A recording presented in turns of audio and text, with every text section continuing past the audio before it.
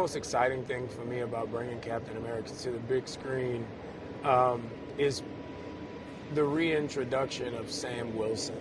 Like, it's so exciting that Sam Wilson is a guy who just went out for a jog and he became Captain America. It's like the American dream, you know. It's everything that's wonderful about the world that we live in. And now we get to see him in full regalia at the precipice of his ability, you know, being Captain America. It's just great. That's never happened before. We've never seen it before. And I'm just proud that people get to see him in his full, true ability. It's very important that Captain America is grounded and, you know, gives more of a human-like feel with being a political thriller and, you know, things like that, because these characters are every man. You know, Sam Wilson never took the serum. So everybody can watch this movie and see themselves in Sam Wilson. He's literally the best part of all of us personified. You know, when you don't have superpowers, you really have to, you know, use yourself. And two words Julius and I would bring up every day was compassion and empathy. And I feel like those two words exemplify who Sam Wilson is. Well, I think with Steve giving the shield to Sam, he saw something very unique, but also he saw a lot of himself in Sam and vice versa. Sam's not having the serum, it makes him more of a human. It makes him more of a compassionate superhero, because when we first saw him, he was a counselor. There's a certain type of person that it takes to put all of your troubles and everything aside to literally focus on someone else and help someone else. He's a caretaker. He's a he's a humanitarian, and I think that's what makes him so different from Steve. He can't use brute force to solve his problems. He has to listen and care and react to the person in front of him, as opposed to going through the person in front of him. Sam's new suit is something special. So we went to Wakanda, and Wakanda gave me a new, all-out, tech-heavy suit, because becoming Captain America, I need to be able to, take those blows, and I need that extra force, and the wings need to be more viable in whatever climate we're in. So the Wakandans gave me a new suit, and the tech is something special.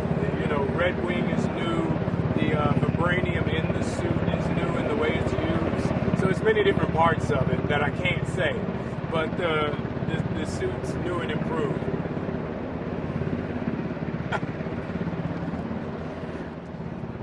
My experience of working with Julius was kind of unique, but beautiful at the same time. I mean, 2 days after he got the job, he flew to New Orleans, and we sat for 2 days and just talked about this story, this character, what we wanted it to be and what we wanted it to represent.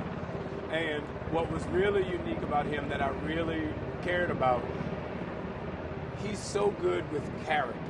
Like, he can sit and watch the monitor, and he knows what conveys the emotional place of the character so well that he would literally give me notes in a very constructive, specific way.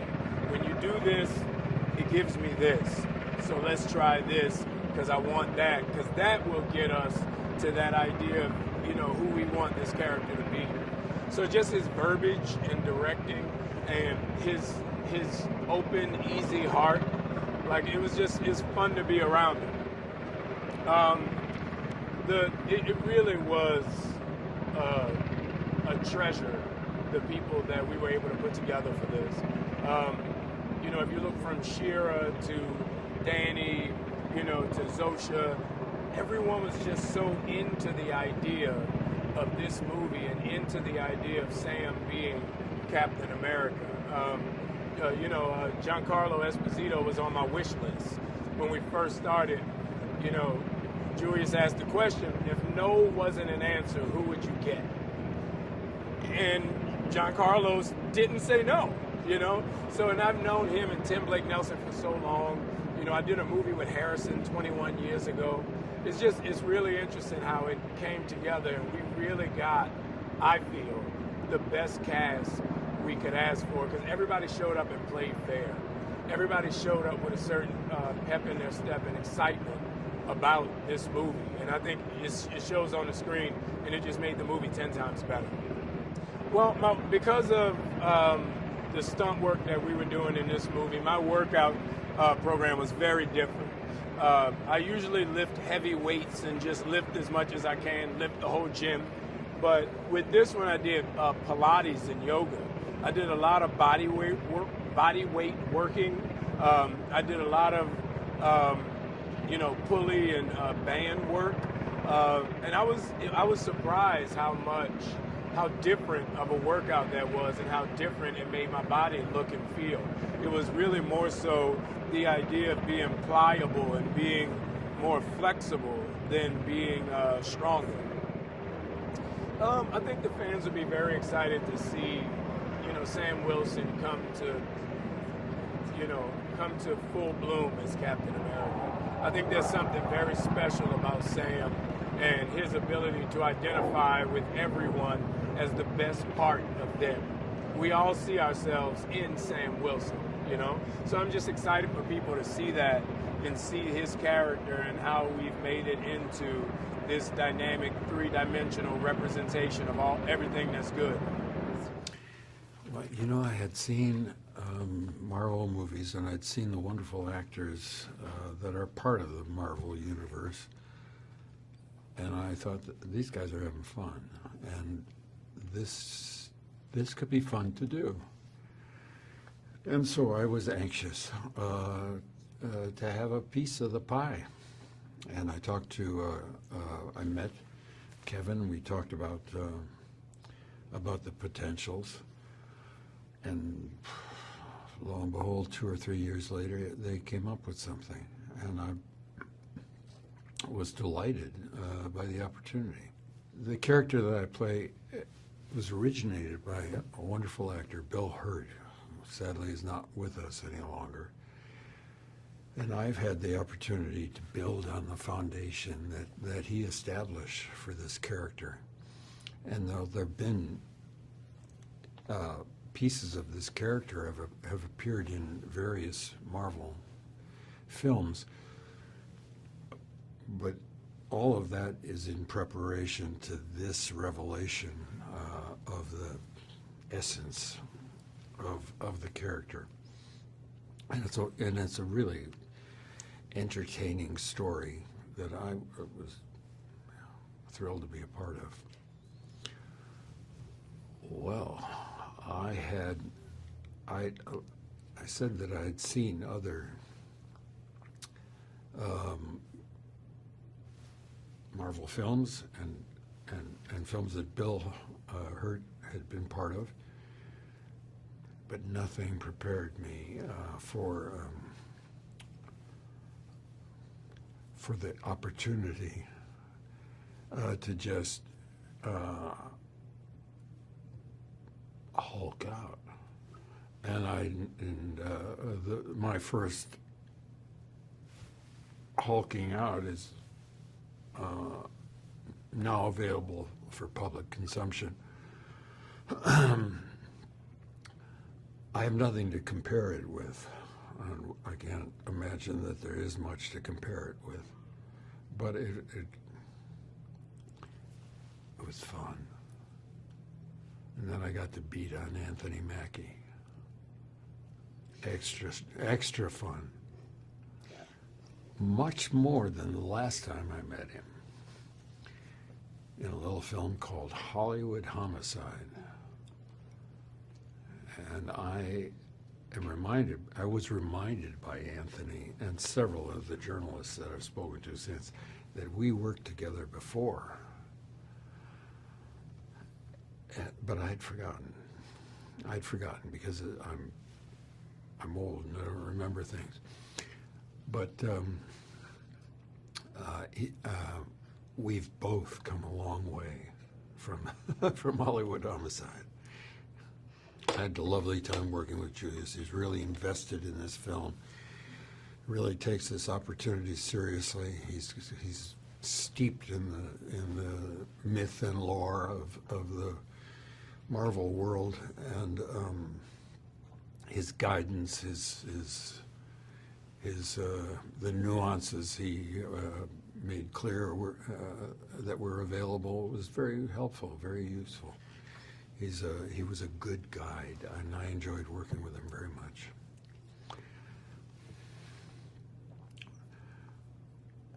Well, I mean, there's so much to it. There's so much to reflect on. There's so much to occupy your mind as you go through this film. It's not what it doesn't turn out to be what I would have imagined, but then I don't have this marvelous twist of mind. But it's a spectacular entertainment. It has everything that I understand is anticipated from a Marvel film. Action, fabulous, imaginative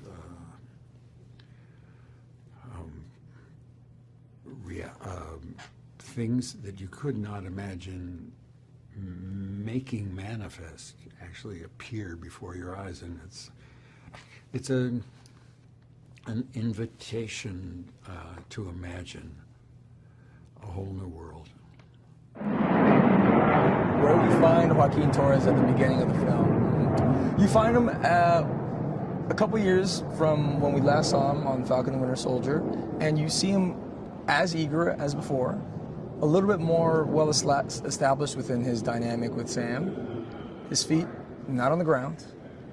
He's still very eager to impress and to kind of show his skills. And so you see someone that is trying to find every opportunity to prove himself. How I would describe the relationship between Sam and Joaquin.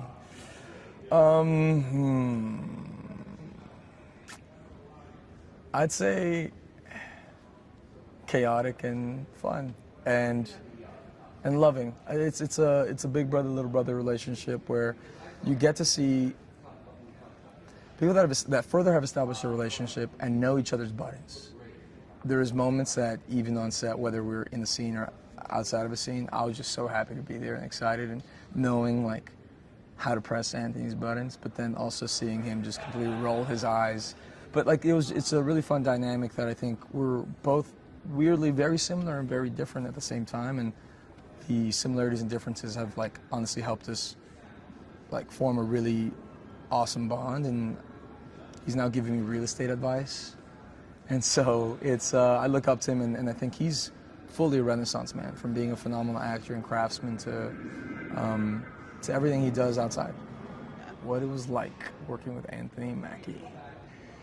It was every day was a discovery of across the board, honestly, everything from like days that were just fun to see how someone leads a movie of this size, and to then also seeing how someone works through nuanced scenes, understanding the big picture of the film, and everyone has their own process and works through scenes differently, but also watching someone that I think we kind of have taken Anthony for granted, that this phenomenal Juilliard actor that for years has done amazing job after amazing job, and so finally getting to see him craft from this place that there's full agency and power within his voice, and he really gets to sculpt and guide this with Julius. I think that was aspirational, and so maybe one day I'll be there in the same way. And so it's just trying to take all these nuggets from him.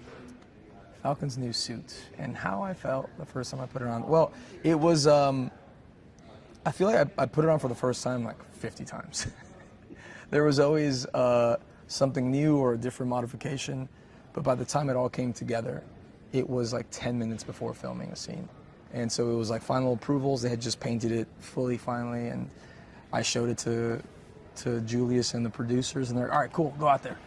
And so it was a slow build-up, but I think because they had given me the wings in the show years ago, I was just kind of like, come on, guys, we gotta, let's go. Let's give me this suit. But it was a big pinch me moment. I have so many selfies of in lunch that day where I kept the suit on, and I was like, but it was a dream come true, and I think, dream come true. The art design was phenomenal, like top down. But there was this one place, and it might be in the trailer actually, but the attention to absolute detail in places that you're never even going to see in the movie, that like the tile, and the tile outside in the second room that's not even shown, from the documents that are in some of these places. There's like every square millimeter was thought of, and I just remember thinking, I'm like, this is like, they should never take this down and move this into the MoMA, because it's some of the most attention to detail of a place that exists in the studio. I was blown away. Why work? Why work? So it was a process of, first of all, acclimation, because I don't think it's normal to fall at a speed that's not free fall. So like, it might have been easier like to adjust to free fall, whereas wire work, there is a specific speed that is set and different levels of that. So we basically would get hooked up, and there's different heights that they'd drop us from, and they'd acclimate us to it by first dropping us like at a slow pace. So you feel it and then you land. Then speeding up and speeding up and speeding it up. So by the time that we are shooting on the day, we get to do it as high as possible, as fast as possible, and really be flung in there. And so there's this one scene, spoilers, but there's this one scene where it all comes together and different departments just like, and it'll, in the film, it'll feel like such a subtle moment, but it was a layered stunt that I think I was blown away by how we were able to pull that off. But it's all because of the amount of wire work we're doing. Joaquin, Torres, no, I'm kidding. Fans can look forward to when they see this film is, I think it's taking them back to the Marvel that got us all addicted, right? It's capturing magic in the bottle. It is being able to ground something to a world that is similar to ours, but is also outside of ours. And when you're able to justify and then build out from there, from watching a Red Hulk to Captain America and Falcon taken to the skies, you lean forward and you're completely absorbed and you suspend disbelief, and there's a moment where you realize just like movie magic and how it comes together. And I hope we captured it, and I hope that when people go to the theaters and they watch this, they walk away with that same feeling, because it really, through Julius's leadership, we were able to, I think, accomplish a really amazing thriller that is action-packed and filled with emotion and heart. And so, yeah, enjoy. You know, I was attracted to having the ability to work with some excellent filmmakers who make these kinds of movies. This movie is not only action-packed and a geopolitical thriller that is a ride and a half, it also is a film that allows you to think a little bit about human relationships. And for me, Sidewinder was someone that I had to research going back to the comic and realizing what his background was before. Very intelligent man who goes to the darker side of things, which is also always an interesting character for me. But someone who is physical, who may have his roots as a mercenary, he may have been paramilitary, and he knows how to do things and knows how to get what he needs to get. And so those are some of the elements that attracted me to this guy. I also wanted to be able to play with Anthony Mackie as the new Captain America in Sam Wilson, someone who I think is just so adept at, and has such integrity in relationship to what he does in regard to playing this role, but someone that we've seen grow through this different incarnations of Captain America he's played, and now we want to see him take over the top spot. Well, you know, I approached it first through what was written on the page. Is it someone who is hiding something, maybe not only working for himself, maybe working in tandem or in concert with someone else, but someone who also has a stake in what we're looking for.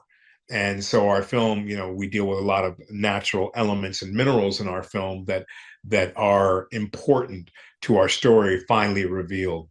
And so for me, I began there, and I looked back at the comic to get, information about, what kind of human being this might be, and then how to extend this character in between the words that I was given to make him interesting. Oh, I read some comics. I looked up Seth Voelker.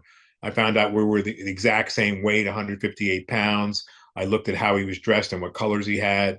I mean, the comic is a little bit, a lot different, possibly, than what we see.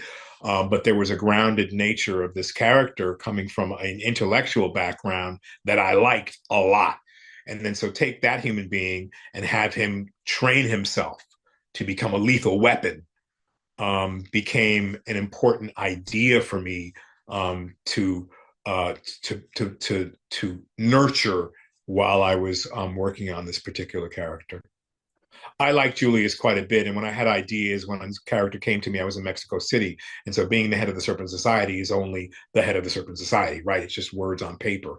But I was in Mexico City, where they happen to have a great reverence for the snake, and so as an actor who works on a level of being inspired not only by the elements that go into making a character, the snake became an element for me in how I move and how I would create the kind of stealth attitude in my mind that Sidewinder has. That inspiration extended to Julius, who is a very good director, and I would say about to be a great director after you see this film, because it's about timing.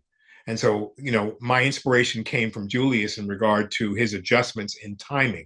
I'm an actor who has played music and uses a metronome, played the saxophone and the piano. Everything is in its own time. And I have my own timing on the set. And so Julius had very simple ways of allowing Anthony and I to either pick up the pace, drop the pace, or think of it as a cat and mouse game. And when you think of something as cat and mouse, you got to think you like the guy you're working with. You like the actor. So it's not, I'm just going to come at him and I want to kill him. It's that his personality I'm taking in.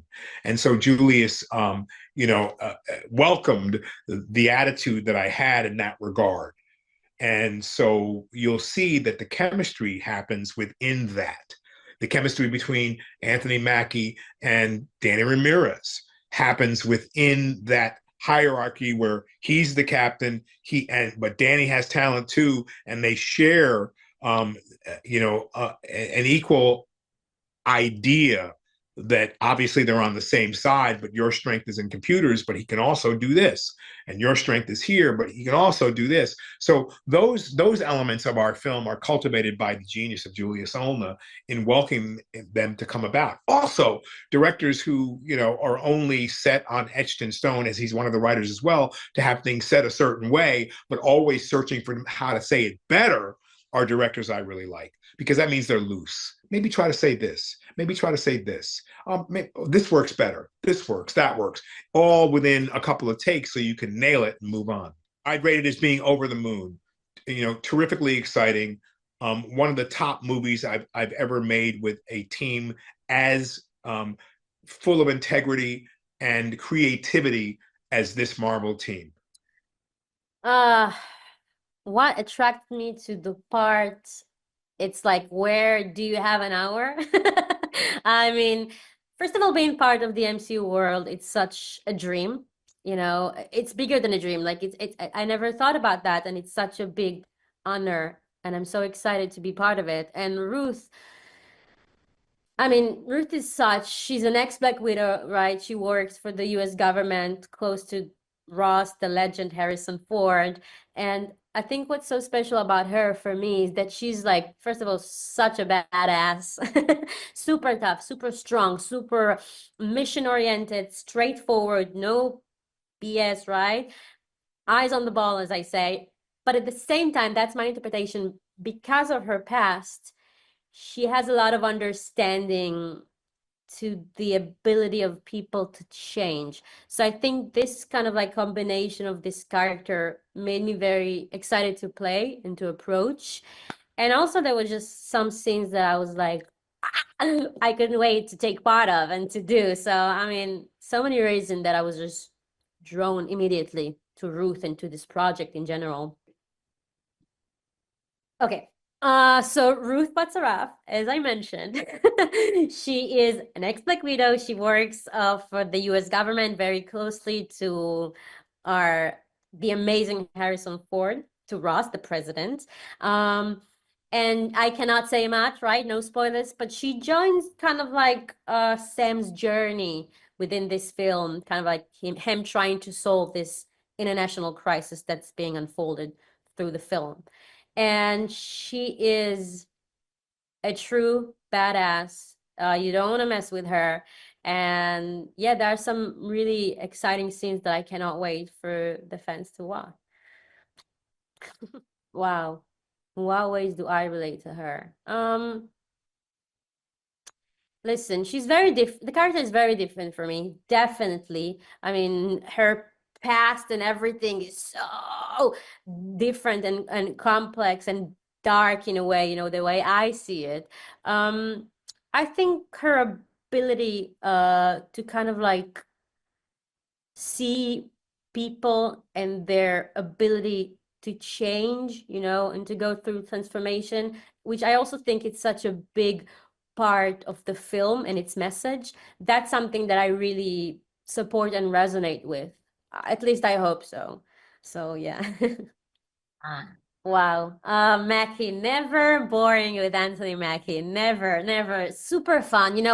I always say like the energy of the lead on any set is it's so important because the energy he brings really resonate, and you get that even if you're his partner, scene partner, or the crew, it's really affected by it. And he was so funny, so nice, so down to earth. Like it's like for me, it's the first time doing an MCU project film, and I was like a bit nervous and excited in the beginning, but right from the moment I met him and him making me, and I think everyone feels so comfortable, it was so welcoming and it felt so natural. So yeah, I'm very grateful for him for that, for sure. And he's also like super funny, so it was always fun. Super funny, super funny. Cut the check, right? Yeah. Wow. So many things. I remember every day was like shocking and exciting for me to see what they do, the production design and how they build things. And I remember every day was just like, wow, wow. And there was one scene that's like a big, big one, of like a lot of actors, a lot of people. And I remember just standing there because every day you film and you're busy and you have like stunt rehearsal and trainings, everything is going on. And then I remember just having one scene that I was just standing watching their work and everyone's work and just being in awe and understanding what I take part of and how much attention to the tiniest detail they take care of and how all the departments work together. It's just incredible. And I think you can see it in the film as well. It's just really, yeah, breathtaking and really a learning experience for me as an actress as well to be on this set for sure. We had a lot of training for this role. I started 2 to 3 months before coming to Atlanta where we filmed it, 5 times a week training, also like a certain diet to gain some weight and muscles. And I always say I love sport, I love working out, but this was a whole new level and scale that I gained. And then also when we arrived to Atlanta, I had a lot of stunt rehearsals, working for my fight scenes because some of it I did myself. So it was so much fun, and also it really helped me to get into the world and the character because her physicality is such a big part of the role and who she is. So even for the acting, even for the way I held myself and walked, it really, really was a major part of it, I think. Yeah. Oh, I really enjoy the people, to be very, very honest. It's just the cast, but also the crew was just like the best people to wake up in the morning, long days, physical days sometimes. Sometimes when you're not filming, you go to do the physical work. Like always, there's always something because it's such a big thing. And I also wanted to be so prepared. So also like being able to wake up and work just with the best people, most supportive.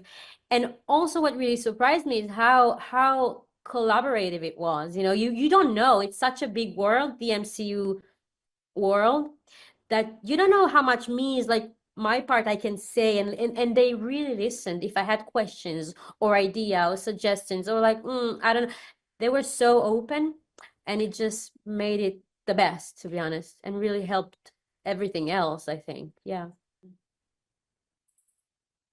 Wow, I think the fans will be very excited for this film. Listen, there are amazing, crazy, oh my God. I mean, we have the Red Hulk, right? There are so amazing like action sequences, crazy thing to expect. And at the same time, there is such a beautiful, and I don't know if I mentioned it, but I saw the film only a few days ago, so it's very fresh, and I'm so moved by it until now because it's only a few days ago. It has also like this grounded feeling for it, very character driven. We also have new Captain America, right? Who has military experience and is very strong, but he didn't take the serum, right? He's like superpowers. He's human. I think his biggest superpower is his heart. Sorry if it sounds like a cliche, but it's true and it's beautiful. So I think this combination of having this action, but at the same time having the heart of it, really you feel it when you watch the movie. I think that's what makes it so special and beautiful.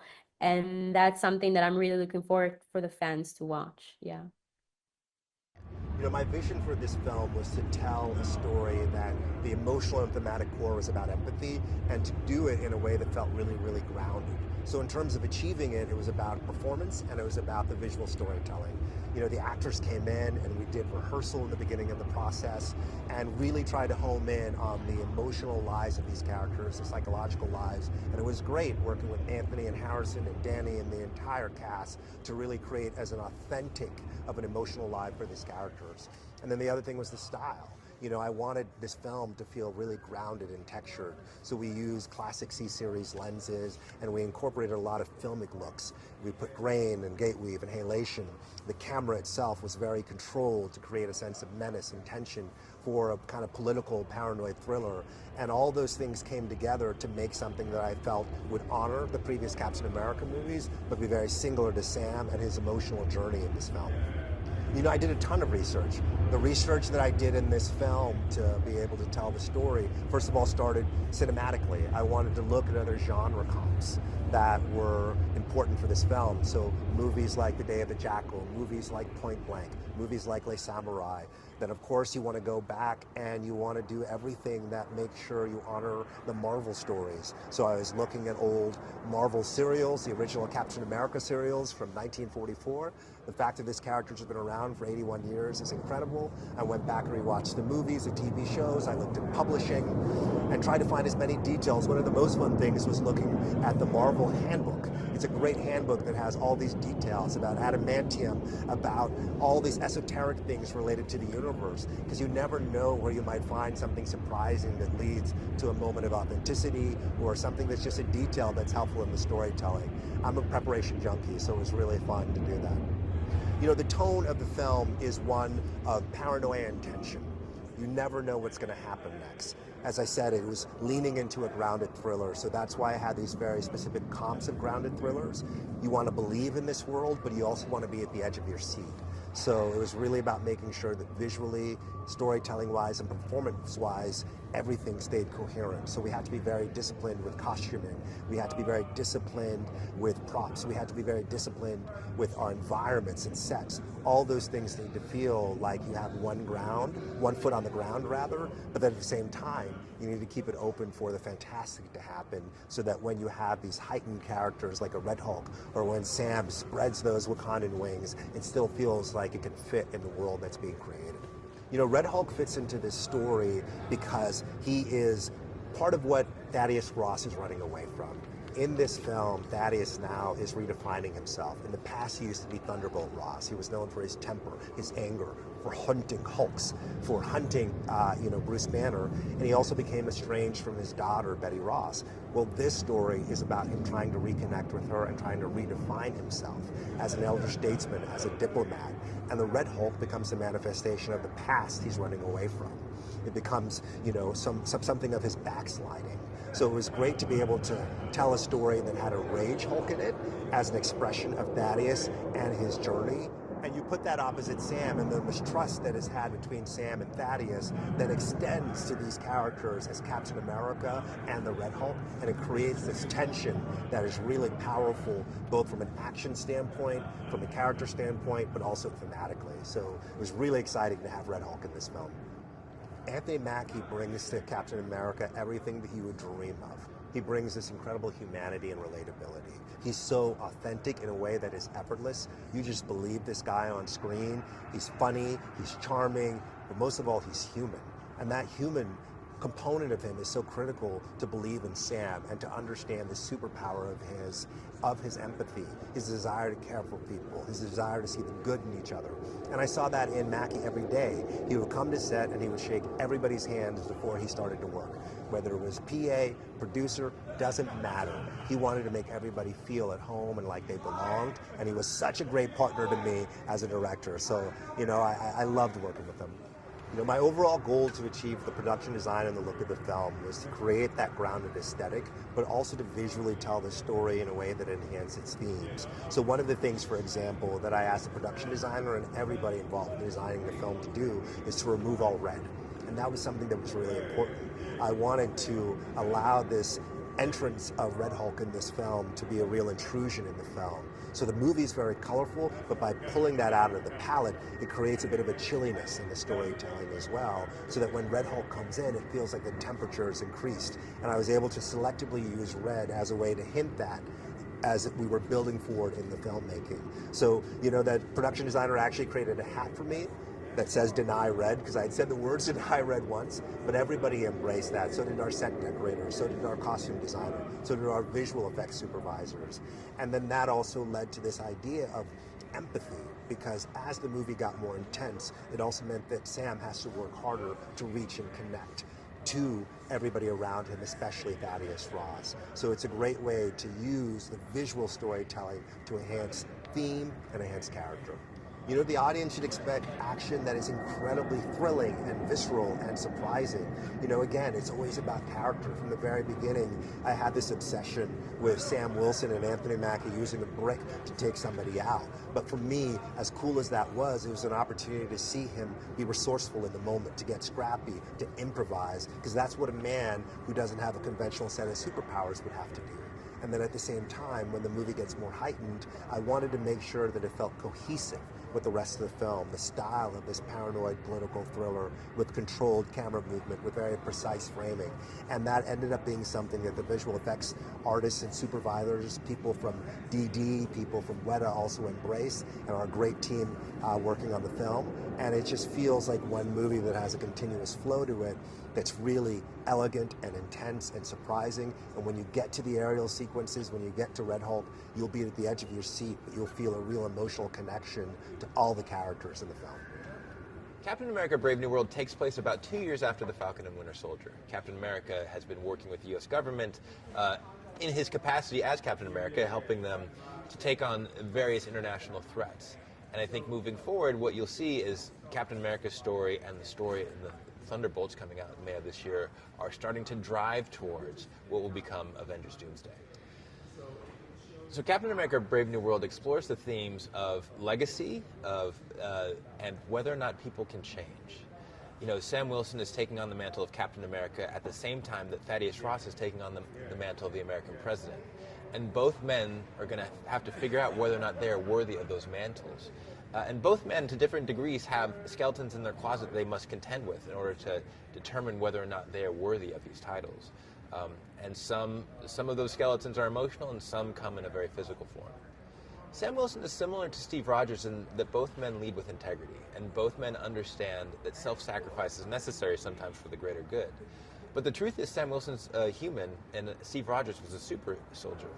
So the way that Steve Rogers deals with threats tends to be as a soldier first. You He leads with his fists, he leads by example, whereas Sam started as a counselor for Army vets. So he leads with empathy and compassion, and he tries to solve problems if he can by talking it out, and then the physical action becomes sort of his last resort. Sam also has the frailty of being human, so when he's in danger, it's real mortal danger. And the threats he faces in this film, to some degree, are bigger than some of the threats Steve ever had to face. Joaquin Torres' version of the Falcon is different than Sam Wilson's because Joaquin didn't have the same amount of training that Sam had as a pararescue. If you remember in Captain America: The Winter Soldier, we learned Sam Wilson was pararescue. He had the XO-7 wings out in the field, so he had some experience before he started working alongside Captain America. In this film, we'll learn that Joaquin Torres is just taking on the mantle of the Falcon. So he's a little bit newer to it. He hasn't had that same sense of loss that Sam had when his partner was killed. And so Joaquin feels very much like an eager beaver trying to prove that he's a hero. And sometimes that can get him into trouble. When we were building this film, we realized we wanted it to sit within the pantheon of the political thriller genre. And the filmmaker we thought was best suited to do that was Julius Onah, partially because we'd seen his film Loose, which is a paranoid thriller that's very character-driven, that has great performances. And in meeting with Julius, we realized the touchstones we liked for the movie, including The Parallax View and Day of the Jackal, were some of his favorite movies. So it became kind of a natural outgrowth of different conversations. And what we found along the way is Julius sort of understood Sam's character journey of taking on this mantle because, frankly, being a filmmaker for a Marvel film, you do feel like you're taking on the mantle of a franchise, and it can be daunting. And so Julius was able to pour some of that emotion into the way that he expressed Sam Wilson as a character. Captain America: Brave New World has a really expansive cast. It has some amazing returning characters and some new faces. Returning to the MCU are Anthony Mackie as Sam Wilson, Carl Lumbly's Isaiah Bradley from the Falcon and Winter Soldier show, Danny Ramirez is Joaquin Torres, also from that show, and of course Tim Blake Nelson from 2008's Incredible Hulk. Some of the new faces that I think people are going to really enjoy include Harrison Ford taking on the role of Thaddeus Ross from the late great William Hurt, Shira Haas as Ruth Bat-Seraph, an amazing agent within the federal government who has some secrets of her own, and Zosha Rockmore, who plays Layla Taylor, the head of President Ross's security detail. It's a really amazing cast. Oh, and let us not forget Giancarlo Esposito as a Sidewinder, the head of Serpent. So it's a really cool cast. They have amazing chemistry together, and it was a joy to work with them. I'm excited for audiences to experience a return to form into the political thriller genre in Captain America: Brave New World, but also to meet a new Red Hulk. You know, we've had a couple of years of Mark Ruffalo's Smart Hulk, who's an amazing character, expressed by an amazing performer. But this Red Hulk isn't as friendly as that Smart Hulk. And so we get some of that really fun Hulk action that I think audiences are aching for. We have some aerial sequences unlike anything we've ever tried. And there's some cool cameos and surprises there along the way for fans.